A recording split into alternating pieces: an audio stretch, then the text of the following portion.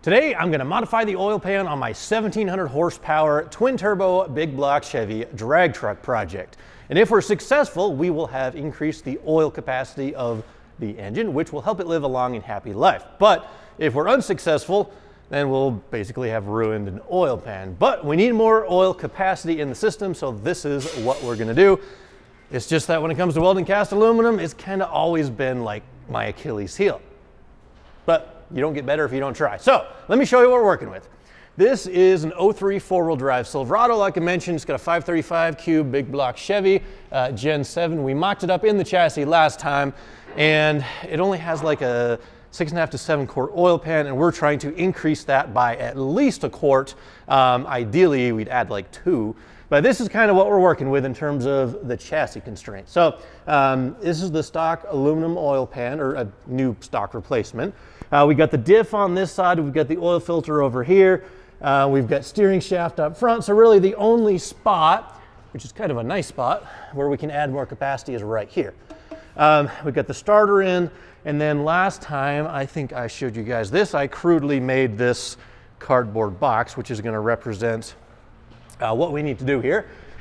This is going to kind of attach right like that to the bottom of the oil pan. We're going to weld it in, of course, and that will clear the the cross member below. It will clear the diff bracket off to the side. It will let the starter come in and out, and that shape, if it'll fit, is going to add about, it's like 1.8 quarts, but we are going to tweak the shape a little bit. So we're hoping for 2. Anyway, this is what we're going to build it out of. This is 3/16 aluminum.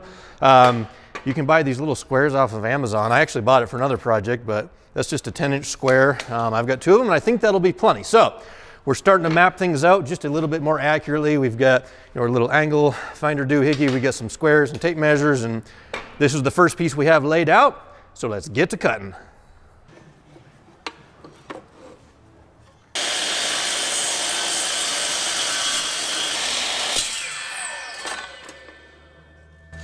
Now obviously this is a saw designed for cutting like wood, but it works remarkably well on aluminum, and it makes a very crisp, very clean cut with just a few shavings on the floor. So I've got my extra relief mapped out, so when I build the box, we'll have a nice little corner to weld in. So yeah, cuts pretty good so far.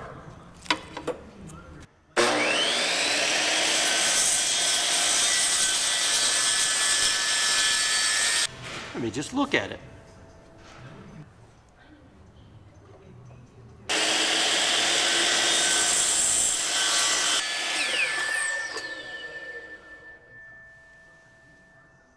So I want to duplicate the angle that the face of this oil pan here is, because it's not perfectly square to the bottom. So I'll just take this little carpentry doohickey. I don't know what it's called, but we're going to do that. Kind of tighten it down, put a little nut on the back. And that will precisely allow us to duplicate that angle, which is, if I had to guess, like 93 degrees. So this is the cutoff that we got from that end of the first piece, and we're going to use that to make this front little corner here. So I'm just going to take that angle we just got and transfer it onto this piece.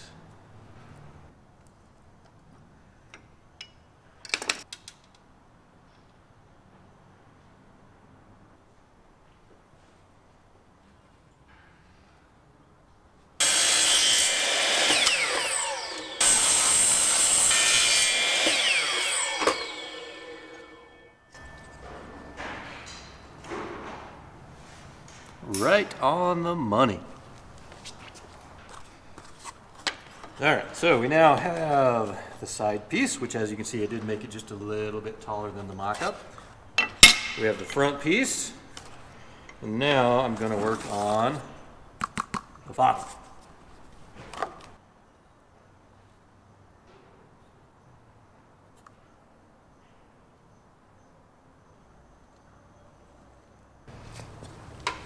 And all the cuts on the bottom are going to be square.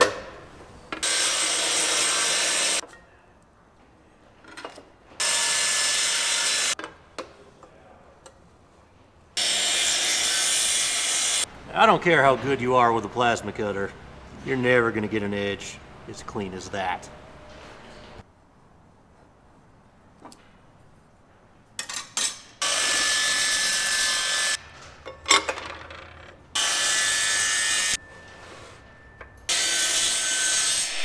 All right, last piece. We've got the bottom, the side, the top, the front. Actually, 2 more pieces. This will be the back, and then we'll just need that little diagonal piece.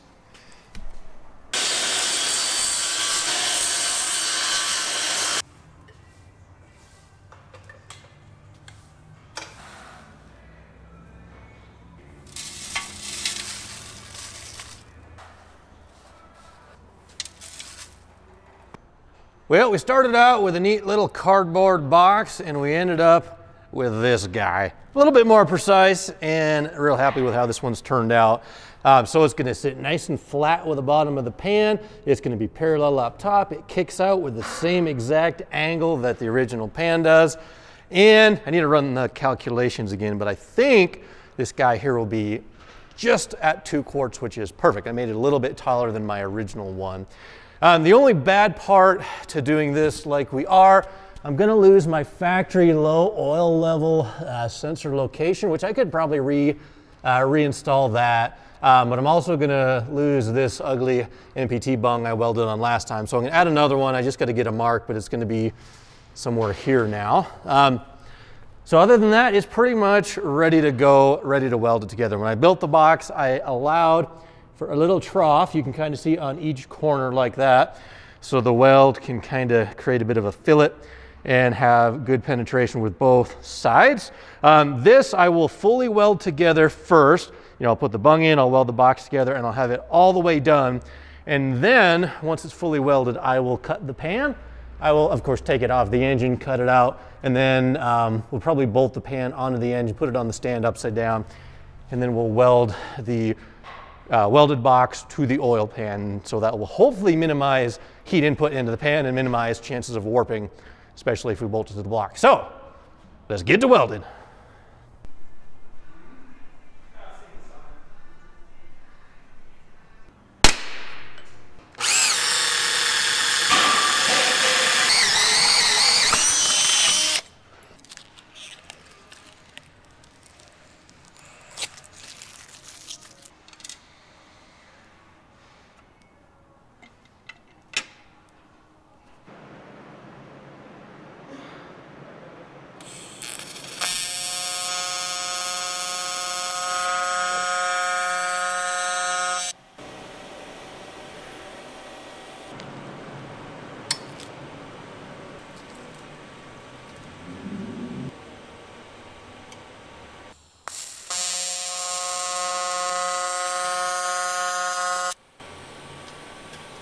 That's what I'm talking about. So I'm gonna knock out all the square joints first, which there aren't a lot of, but there's one here, and the next one is going to be on the back. Let that guy cool down a little. And then this is also a square joint.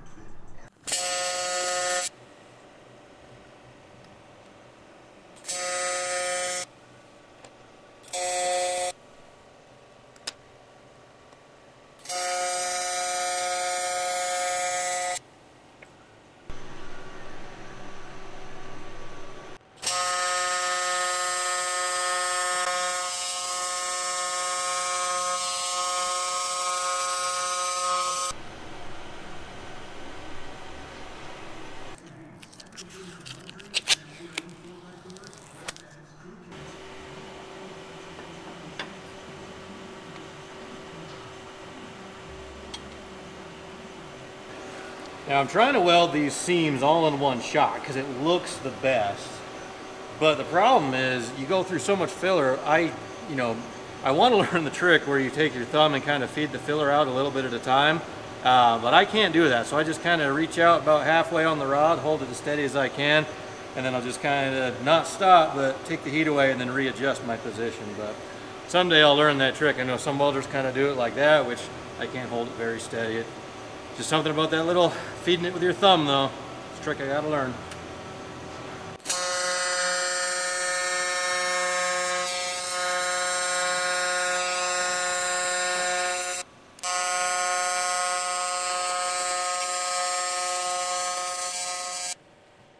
Well, I'm gonna say I'm pretty happy with how the sump turned out. I know it's really comparatively easier to weld like brand new sheet aluminum versus welding cast.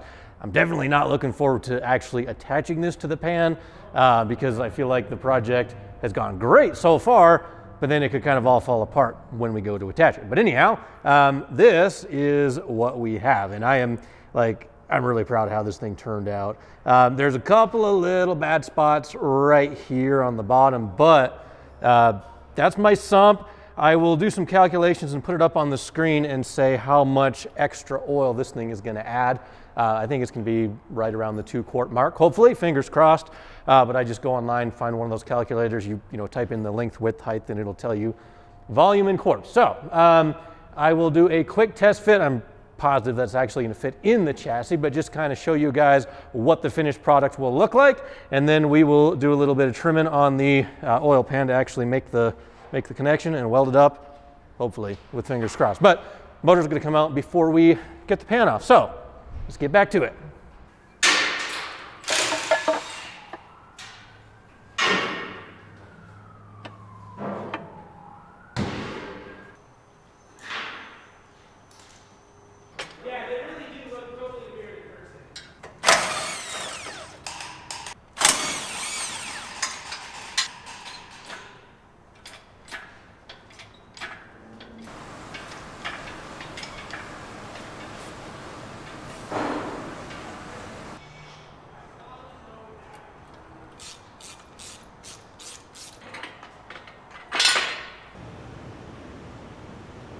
You know, I did have some concerned viewers last time that when we were doing our fabrication project, we might get some metal inside this engine.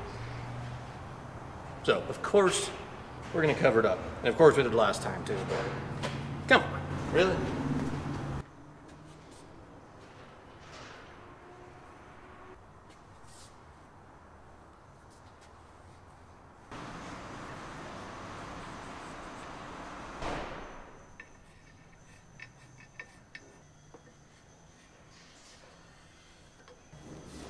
All right, so that's what we need to cut out. Obviously, we are gonna stay well inside the lines.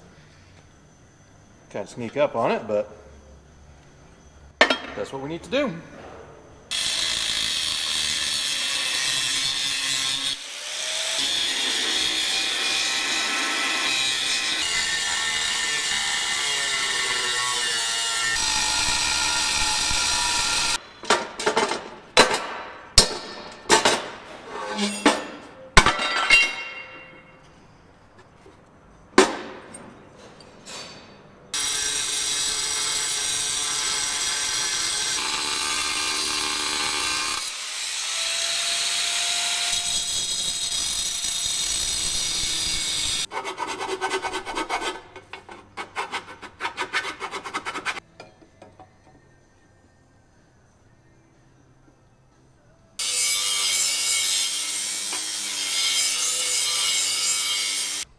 I did skip ahead in time just a little bit so you didn't have to watch me do all the tedious little cutting and grinding and fitting, because it took quite a few hours to get this thing exactly where I wanted it. But I got to say, as of right now, I am really happy with the results. So this is the whole big giant hole in the oil pan, but it's going to add, I think, like we said, 2 quarts or so. And right now, at least, I am extremely happy with the fit up of this, because we got a nice tight gap across the back. We got a good tight gap on the side.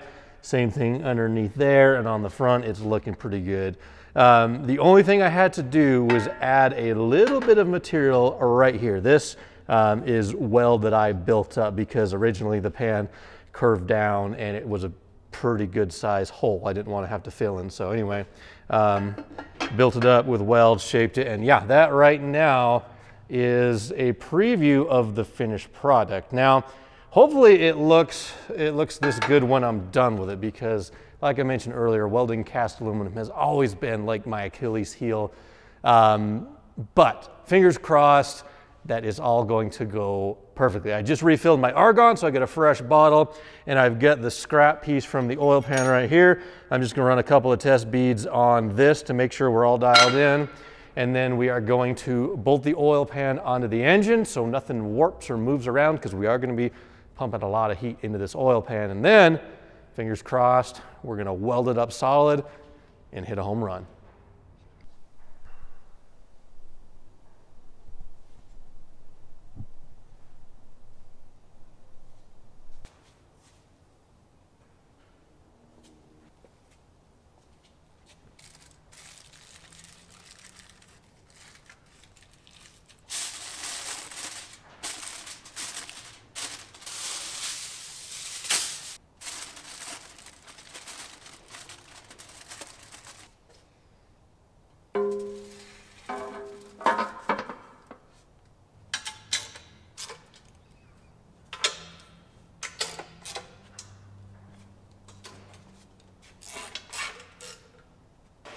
All right, this is it.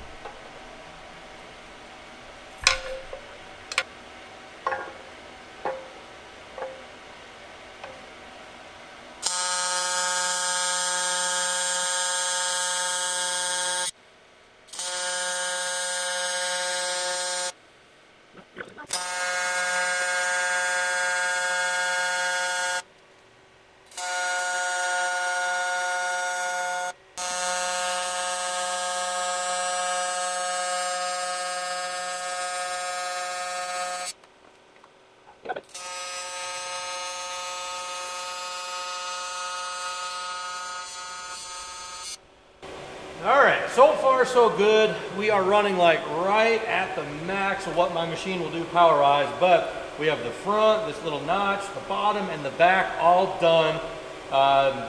Pretty confident we're gonna have no leaks. I just gotta get this one edge here, which I think is gonna be the most difficult, just to, you know, kind of based on the position I have to get in. But we'll turn the motor a little bit, see if we can get that sealed up, and then hopefully, fingers crossed, we are in business. I just hope I don't jinx it.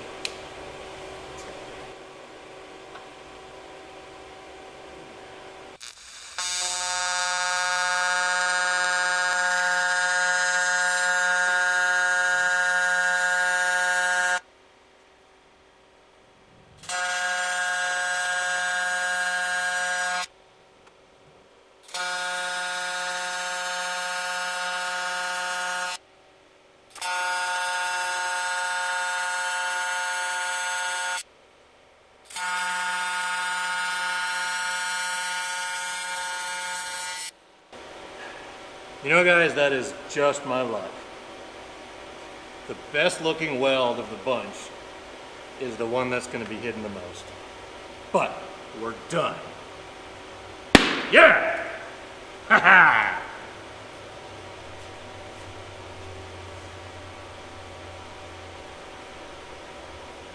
Yes!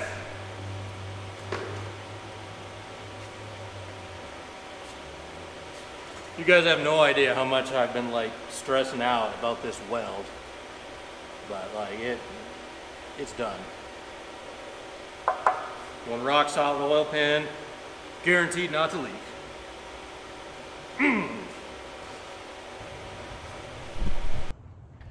So there's two really good things that happened today. First being we actually got this oil pan welded up and increased the volume and did all these things that we intended to do to help the 1700 horsepower big block live at, you know, G-forces of a launch and higher RPM and all that good stuff. And the second good thing that happened is I actually learned something, and it's always a good day when you can learn.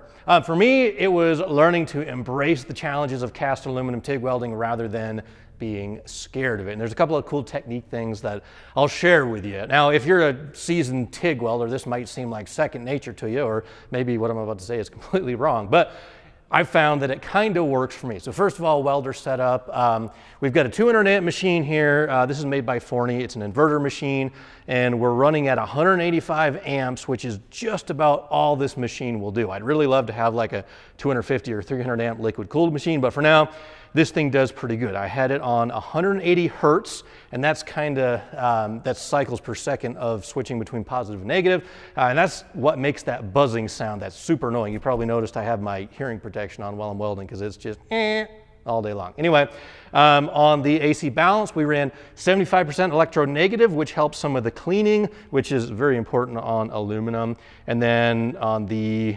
let's see, 180 hertz, 75% electronegative and 180 amps. I guess that's my basic setup. I don't use any sort of pulsing or anything like that. Anyway, so the other thing that I learned, I'll just talk about quickly, is technique. And this will be hard to visualize without seeing it, but when I'm welding what I would call like virgin aluminum, you know, sheet, like the stuff that I showed you a little bit earlier, or, you know, that aluminum tube that I used to make intakes and stuff. When I'm working with virgin aluminum, you can just heat it up and go to town, you know, dab, dab, dab the filler and go on your way. But the thing I learned today with cast, which I kind of knew, but it reinforced it, with cast, you have to be extremely patient, because every now and then you'll be welding along and you'll just come into a pocket of dirt or trash, or maybe there's some air bubbles in the casting that by liquefying it and welding it, you're kind of unlocking. And if you're not careful, that can kind of bubble up and make a really nasty, like, oxidized, just gross looking weld that actually isn't even a weld. It just won't fuse together. And if you're impatient and just try to keep filling over it, it's just going to make things worse. So the thing that I learned most of all today is just to let the AC balance do its thing. Let the cleaning action go. So you start your arc with your torch, get on the heat, you know, basically the foot pedal, and wait until you see that nice shiny, basically silver looking puddle. And if you're welding along and it comes to an area of trash, just kind of stop moving, stop adding filler, let the AC balance clean. You just kind of watch it sit there and bubble and bubble and bubble, and all of a sudden, whoop, it just cleans up. So being patient, I think, is probably just the biggest thing. Trust the machine, trust that it will clean it, and if you come to a spot that it will not clean, just back off the throttle, kind of freeze the puddle or let it cool down and solidify, and then just slowly get back on the heat, and it seems to kind of clear up any last little puddles of oxidation. And like I said in the little spot where you watched me just finish up welding, it was victorious feeling, but also frustrating that the very last weld of the day, this guy right here, that's probably one of the best looking welds on cast that I've ever done. And of course, it's going to be the one, you know, the starter will sit right here and you'll never see it in the truck, but that's okay because I did it. And I did all that. And at the beginning of the day, I was actually worried and kind of scared that this would not turn out. And yeah, it's certainly not the prettiest looking welds in the world. Quick side note, I forget what his name was, but when me and Pat were at PRI one year, I talked to the guy that welds for Wilson Manifolds, and that dude, he can stack some dimes. Anyway, that's what I aspire to be, and without practice and without just constant seat time, I'm never going to get there. So instead of being scared of it, jump right in. That's my lesson for the day. That's my little takeaway. The drag truck is one step closer. I am going to let this thing cool down because it's getting there, but it's still a little bit warm. When it's fully cooled down, I'll take it off. I'll take it over the sink, plug my port for the temp sensor, and I'll fill it up with water just to make sure we have no leaks, but I'm pretty confident it will not leak. And once that checks out, we're gonna paint it. I'm gonna go wrinkle black on the tins, quote unquote. I have a new timing cover actually, so it's gonna kind of look sort of like that. So, I think it's about enough rambling for me. So thank you guys for watching. I appreciate it. Don't be afraid to take on new challenges when it comes to building stuff. Persist, don't give up, and you'll be able to figure it out. So thank you guys. Come back soon for more cool truck stuff. All right, it's the next day, the weld is cooled, and the very last thing I want to do, because I'm curious, is just, number one, fill this up with water to kind of leak check it, and then see the final volume. This line right here, I just put the dipstick in. That line represents the fluid level, which is perfect because I wanted the extra sump to be right about that level. So I've got 4 quarts of water here. See if I can pour it one-handed.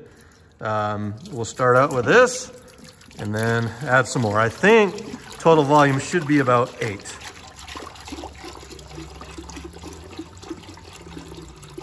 Final update, we have exactly 8 quarts of water in the oil pan, which is a pretty good capacity.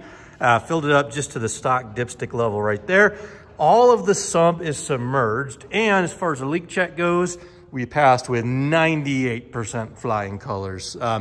There's literally one little pinhole. I kind of made a Sharpie mark right there. You can see it that it's dripping out of. It'll probably drip down in just a second, but just one leak. Everything else on the bottom, on the back, up top here, on the front, the whole box, nothing leaks. So that's a really easy fix, and I am very, very happy.